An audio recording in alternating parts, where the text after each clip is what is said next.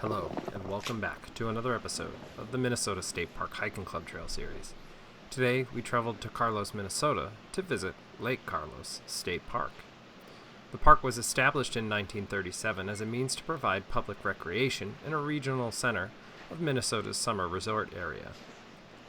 The 1,200 acres of land that the park sits on lies in a transition zone between hardwood forest, prairie, and coniferous forest habitat zones that made this site specifically attractive for preservation as a state park. It's also the deepest lake in the Alexandria chain at 163 feet at its deepest point.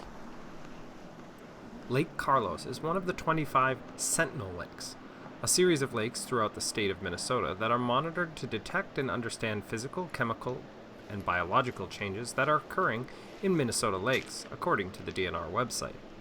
They monitor things like water quality, aquatic plants, phytoplankton, zooplankton, and the health and development of the fisheries community.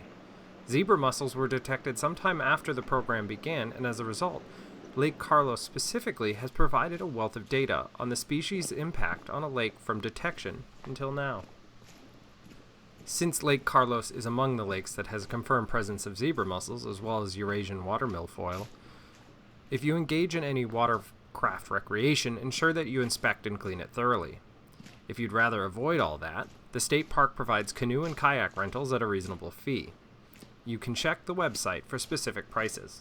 The park includes a significant variety of animal life. It provides habitats for over 25 different types of mammals and well over 150 species of birds. The hiking club trail takes you back out away from the campgrounds and around the hidden lake, so it provides ample opportunity to see some of that wildlife. The park is primarily a hiking and water recreation state park, and it has no shortage of opportunity for either. Even the campgrounds are situated with that in mind. There are two, an upper, which is amongst the trails and horseback trail area, and a lower, which is right on the lake near the boat launch. A day use area also has a swimming beach and bathrooms near the start of the hiking club trail. Lake Carlos also connects to the Long Prairie River Trail, which is one of the state's 35 state water trails. The Long Prairie River Trail itself then feeds into the Mississippi River. As you can imagine, most do. But not all the river trails do. Checking in at 2.9 miles, the hiking club trail starts from the day use area on the northwestern edge of the lake. It is initially a tarred area that then in a few feet directs you to the grass and dirt path through a nearby woods. This section is heavily shaded and must not get a significant amount of light as the ground has moss covering it in patches. It's also fairly wide throughout the trail. Unlike some of the other state parks where the trails narrow in sections, Lake Carlos maintains a fairly wide path throughout, which helps make sure you aren't constantly brushing up against the undergrowth. That quick section of the trail ends.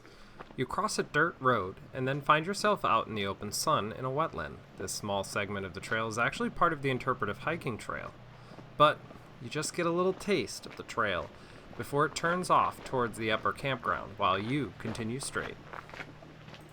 The trail then transitions into a forest trail with a dirt path occasionally broken up by particularly large roots and lightly sprinkled with leaves.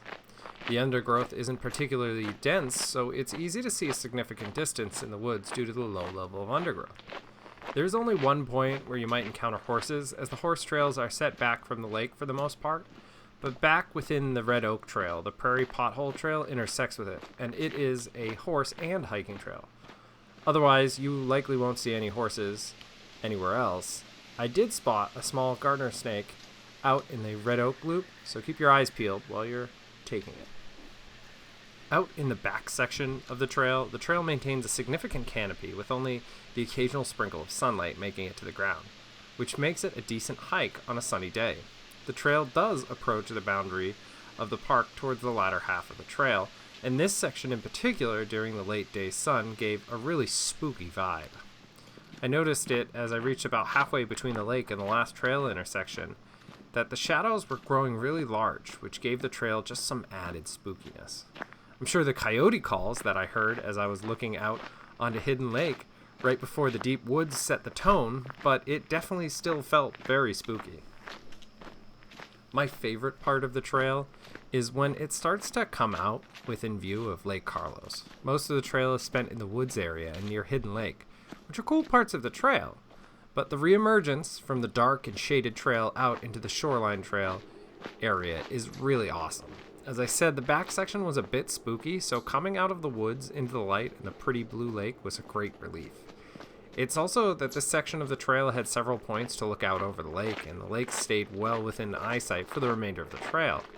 As an added bonus, you walk by the group camp that can be rented at right on the lake, and it looks like something I'll have to give a try one of these times, if I can get enough people to join me. Thank you for watching, and if you like this video, hit the like and subscribe buttons. Also, don't forget to let us know which state park you'd like to see next.